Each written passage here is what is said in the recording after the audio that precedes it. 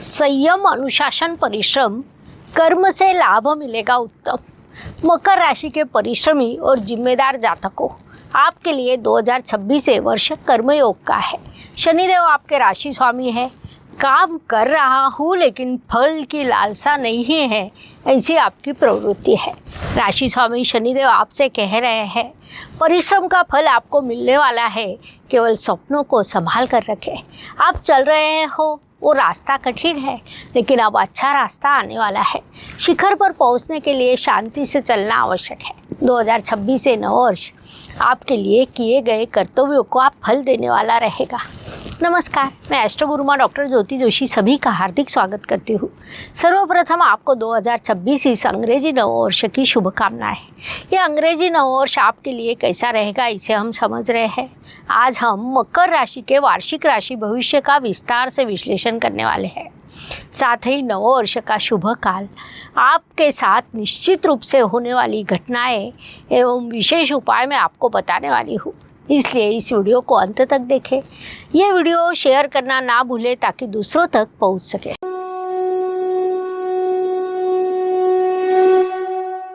नववर्ष समीप आने पर ज्योतिष प्रेमियों द्वारा वार्षिक राशि भविष्य की मांग की जाती है। आने वाला नववर्ष हमारे लिए कैसा रहेगा, वर्ष का कौन सा काल शुभ रहेगा, कौन से काल में सावधान रहना होगा, ऐसी कई चीज़ों को समझने के लिए सभी लोग उत्सुक रहते हैं। हम भी हर वर्ष वार्षिक राशि भविष्य के माध्यम से इन चीज़ों का विश्लेषण करते हैं। आज हम सबसे पहले मकर राशि के संदर्भ में जानकारी प्राप्त करेंगे।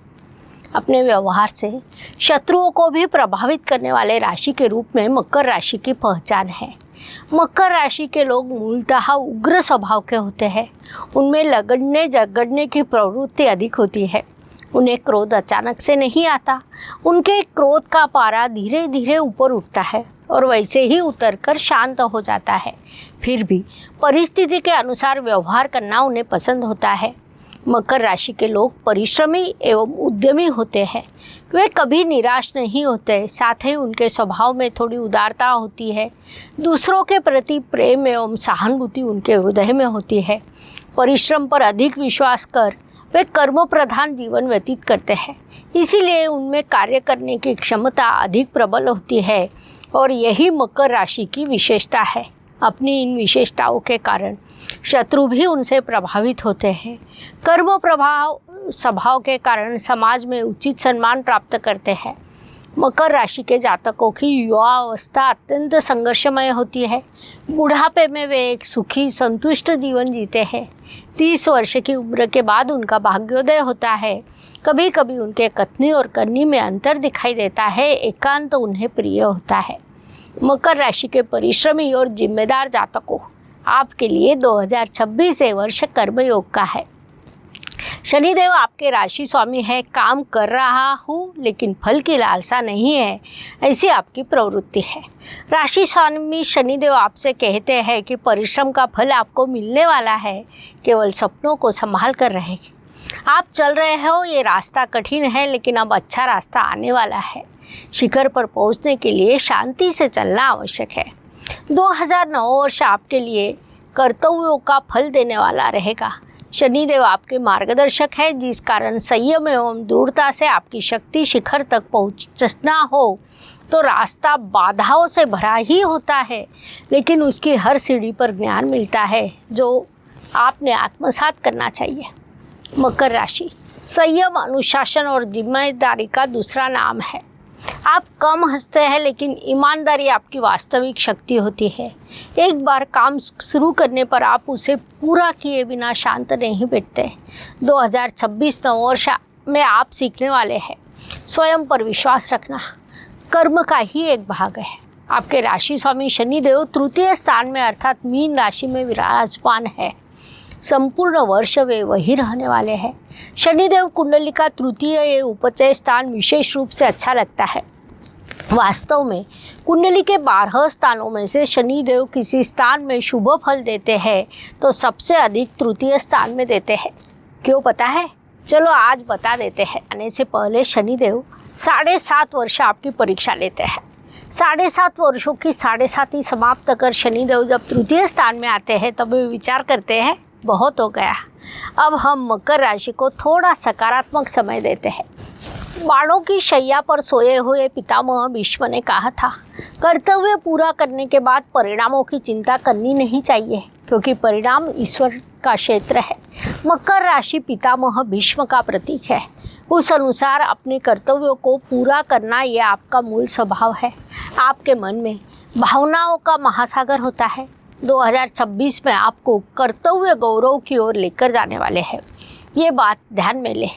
2026 इस नववर्ष में निश्चित रूप से होने वाली बड़ी और विशेष घटनाओं का विचार करें तो नववर्ष में सभी ग्रह राशि परिवर्तन करने वाले हैं। केवल आपके राशि स्वामी शनिदेव स्थिर रहेंगे। यही इस वर्ष की सबसे महत्वपूर्ण घटना कही जा सकती है।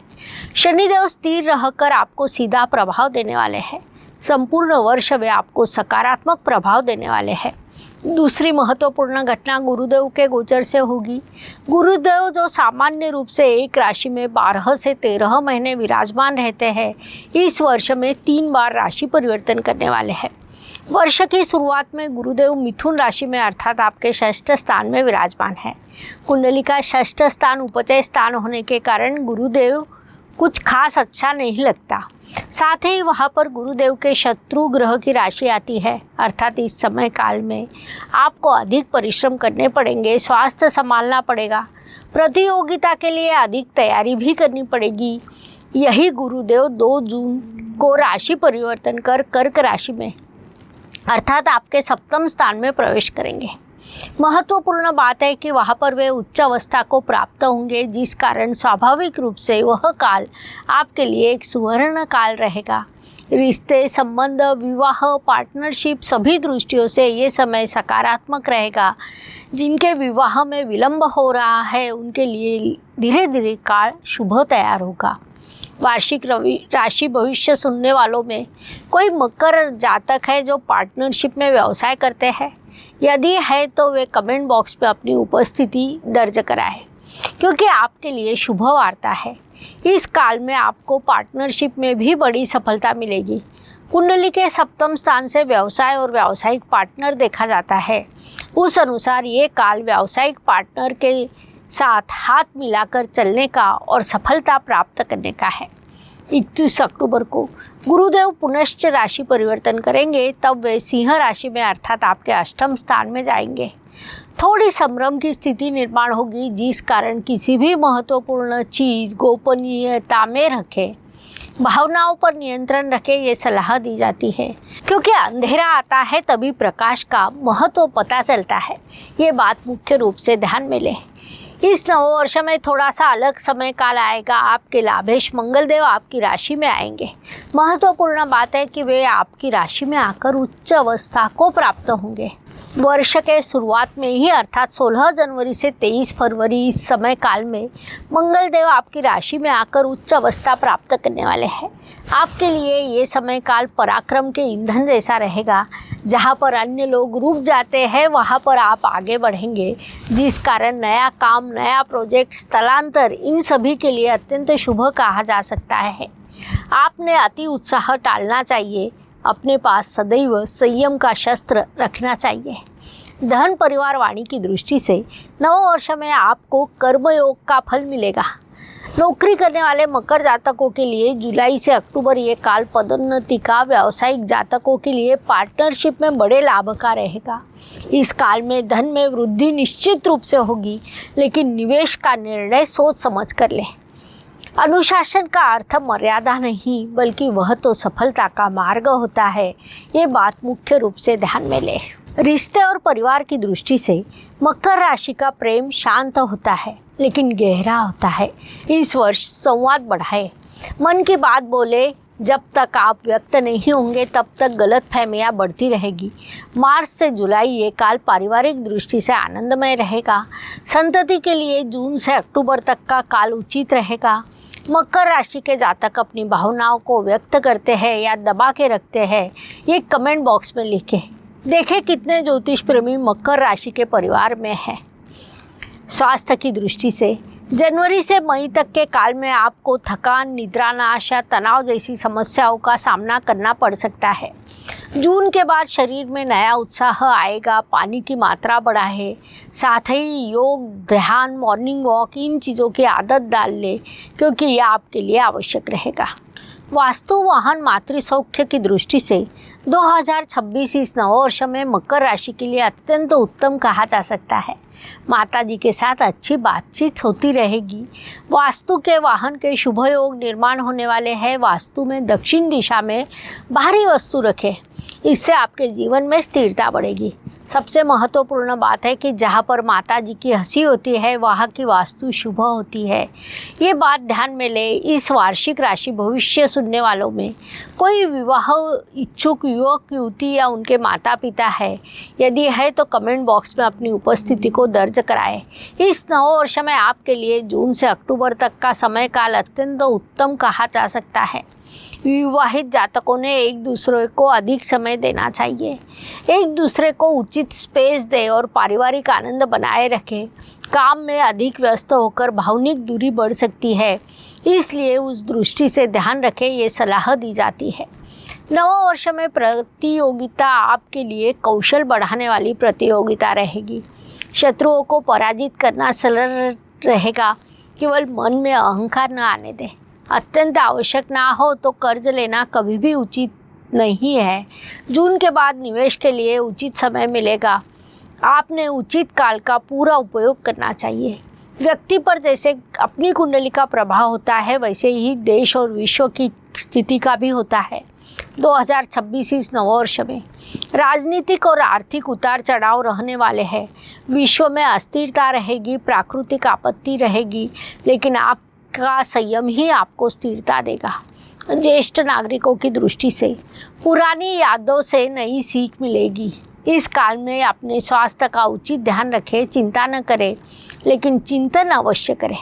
भाग्य एवं कर्म की दृष्टि से 2026 इस नववर्ष में भाग्य के बीज बोए जाएंगे और उसके फल आपको अगले वर्ष मिलेंगे। इस वर्ष में सीखने में, अध्यात्म में और ज्ञान में आपकी रुचि बढ़ेगी। उचित कर्म करें, क्योंकि आपके राशि स्वामी शनिदेव है, जो कर्म के कारक माने जाते हैं, जिस कारण वह गुण आपके रक्त में होता है। 2026 में राहु ग्रह आपकी राशि में आएगा तो केतु ग्रह आपके सप्तम स्थान में आने वाला है। राहु अर्थात चंद्रमा का उत्तर नोड्स, तो केतु ग्रह चंद्रमा का दक्षिण नोड्स होता है। ये दोनों ग्रह जब राशि और सप्तम स्थान में आते हैं तब उनके प्रभाव अत्यंत सखोल होते हैं, इसलिए उन पर आपने विजय प्राप्त करना है, स्थिरता बनाए रखनी है। आपके जीवन का 2026 में सबसे बड़ा लक्ष्य क्या है? नव वर्ष में कौन सा संकल्प आप करने वाले हैं, वह कमेंट बॉक्स में लिखकर हम तक पहुंचाएं। कर्मों पर अगर आपका विश्वास है तो कमेंट में लिखें, मैं कर्मयोगी हूँ। इस नव वर्ष के अंत में पुराने सपने पूरे होंगे, साथ ही नए जिम्मेदारी, मान सम्मान, आत्मविश्वास मिलेगा। आपके कर्म की आवाज़ आपसे बड़ी होनी चाहिए। समय कभी भी कठिन नहीं होता, वह शनिदेव के समान रहता है, अर्थात वह आपको सिखाता है। आप जो सीखेंगे उसका सोना होने वाला है। संयम, परिश्रम, दृढ़ता ये आपके मंत्र है। विपरीत स्थिति में आप आगे जाते हैं और इस वर्ष भी जाने वाले हैं। सफलता आपके पीछे चली आएगी। अपनी यात्रा शुरू रखें, रुके नहीं, कभी धीरे तो कभी गति से, लेकिन चलते रहे। नव वर्ष आपको रुकाने वाला नहीं है, बल्कि आपको नई पहचान देने वाला है। ये बात ध्यान में लें। शुभ काल की दृष्टि से मकर राशि के जातकों के लिए जनवरी माह का तीसरा और चौथा सप्ताह, जून माह का प्रथम सप्ताह, अगस्त महीने का अंतिम सप्ताह और सितंबर माह का प्रथम पखवाड़ा शुभ रहेगा। अशुभ काल की दृष्टि से मार्च महीने का अंतिम सप्ताह, अप्रैल माह का प्रथम सप्ताह, दिसंबर माह का दूसरा पखवाड़ा अशुभ रहेगा।